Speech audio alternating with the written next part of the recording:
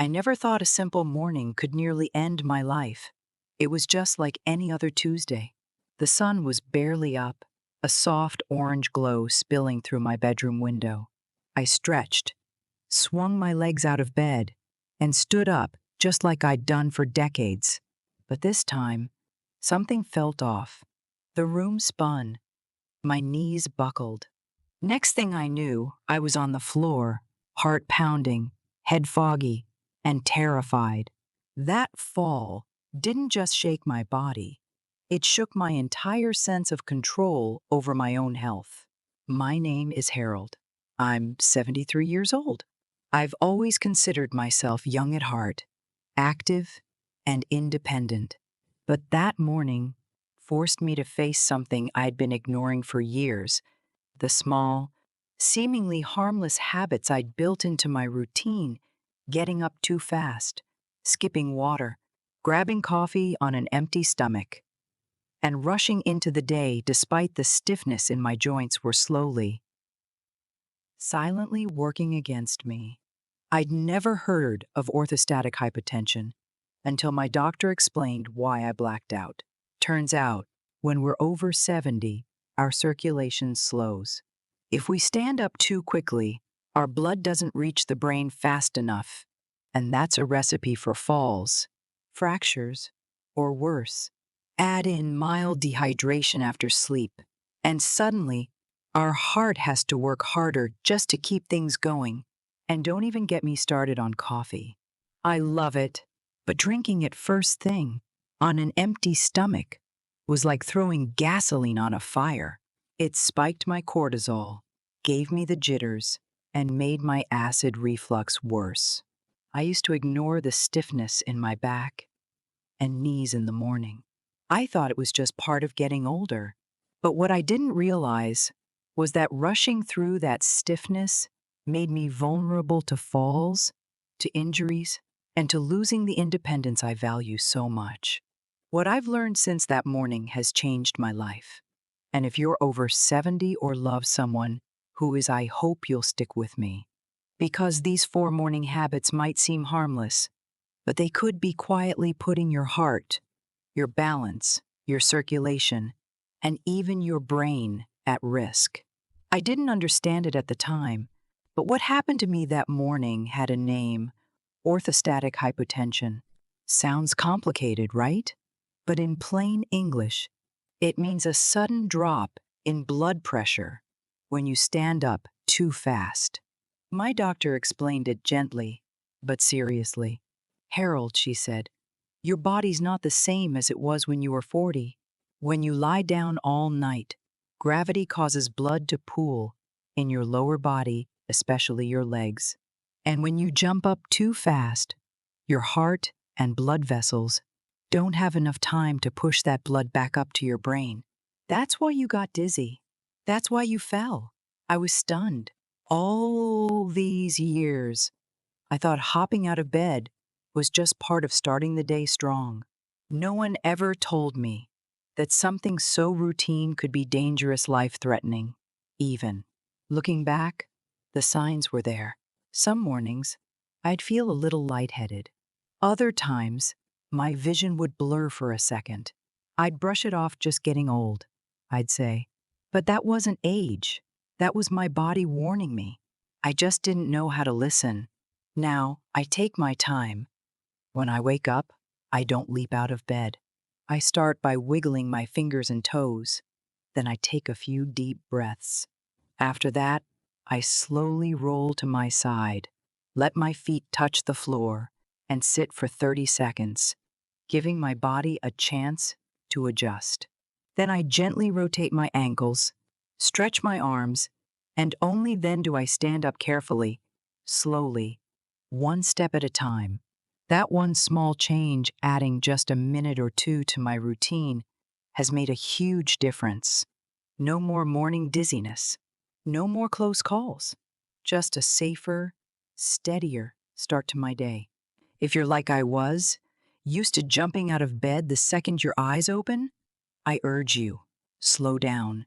Those first few seconds could mean the difference between a normal morning and a fall that changes everything. I'll be honest, after that fall, I felt shaken. For the first time in a long while, I was afraid of my own home. But I also knew I had a choice: either let fear take over or learn from it and do better. So I started small. And what I discovered is something I now swear by: a simple 3-step routine that has helped me take back control of my mornings. And I want to share it with you in case it helps you or someone you love.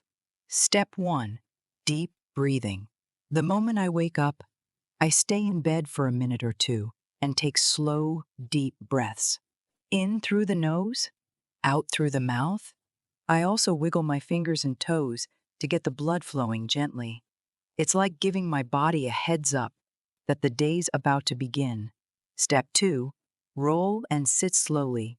I carefully roll onto my side and let my legs hang over the edge of the bed. I don't rush. I just sit there, feet flat on the floor, and let my body adjust to the change in position. That's when I notice how I feel. No rushing, just checking in with myself. Step 3: gentle warm up. Before I even stand up, I rotate my ankles, lift my knees a bit, and stretch my arms forward or above my head. It's nothing fancy, just light, easy movement to loosen things up. Only then do I slowly rise to my feet.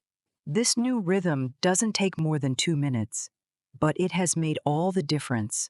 I feel steadier, clearer, and safer every single morning. To anyone watching this, don't wait for a scary moment like I had. Trust your body, listen to it, and give it what it needs. A slower start isn't a sign of weakness. It's a sign of wisdom. And at our age, a little extra caution is one of the smartest things we can give ourselves.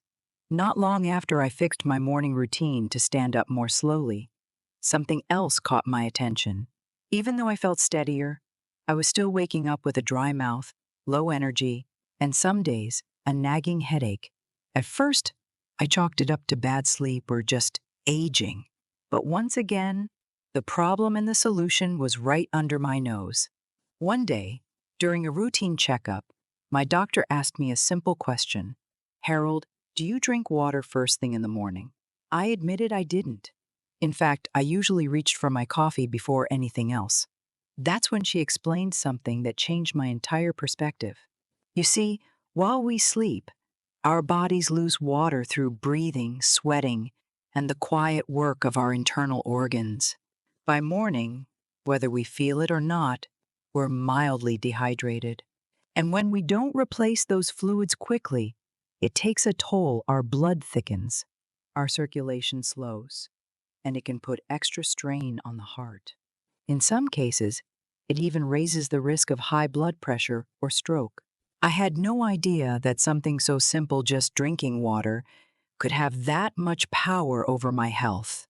Now, every morning before I even leave my bedroom, I drink a glass of room temperature water. Some days I add a slice of lemon for a little flavor. If you prefer warm water, that's great too, especially if it helps you stick to the habit. And let me tell you, within a week, I noticed the difference. More clarity, more energy, and fewer of those sluggish starts. My circulation feels stronger, and even my digestion seems smoother throughout the day.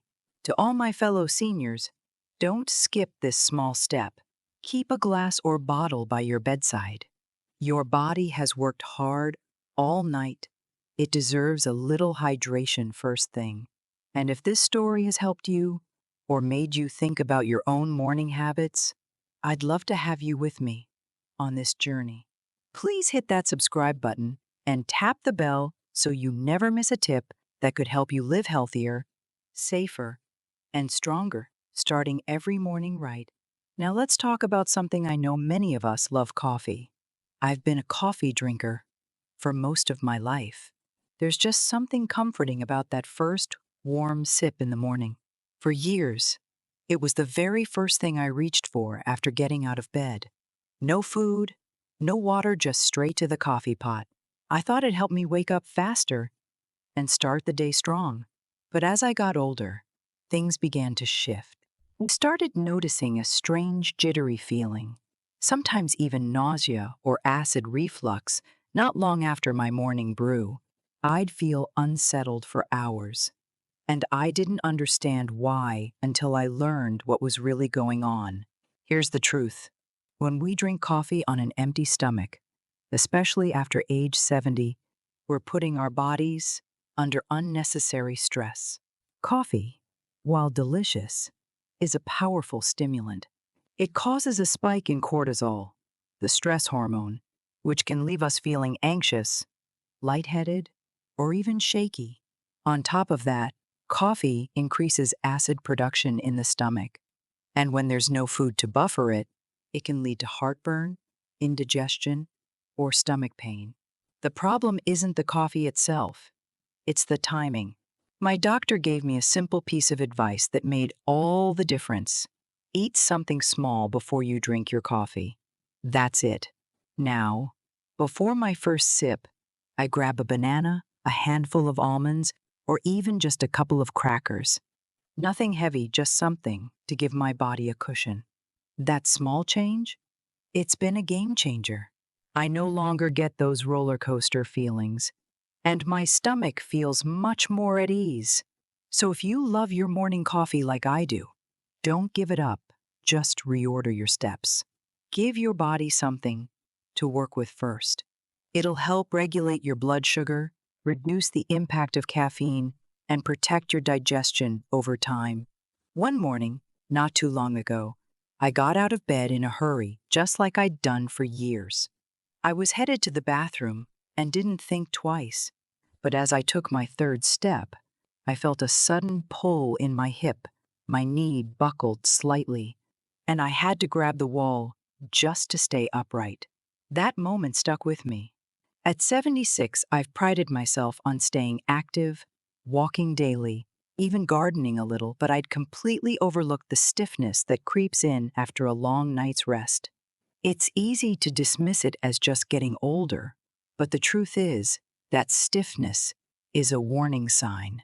As we age, our joints don't stay lubricated the way they used to. While we sleep, our circulation slows, and our muscles and joints can become dry and tight from inactivity. So when we get up and start moving too quickly, without giving our bodies a chance to adjust, we're opening the door to falls, sprains, and long-term joint pain. The solution, I learned, is both simple and powerful. Take a few minutes each morning to gently wake up the body before getting out of bed. Now, every morning before I sit up, I start by wiggling my fingers and toes, stretching my arms above my head, and slowly rotating my ankles and wrists.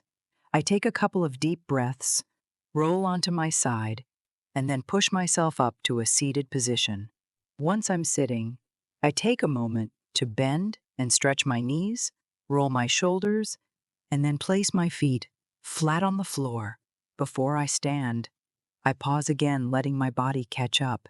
I use a nightstand or the bed frame for support during those first few steps. It only takes a minute or two, but it makes all the difference. My body feels more stable, and my confidence in those early moments is so much stronger.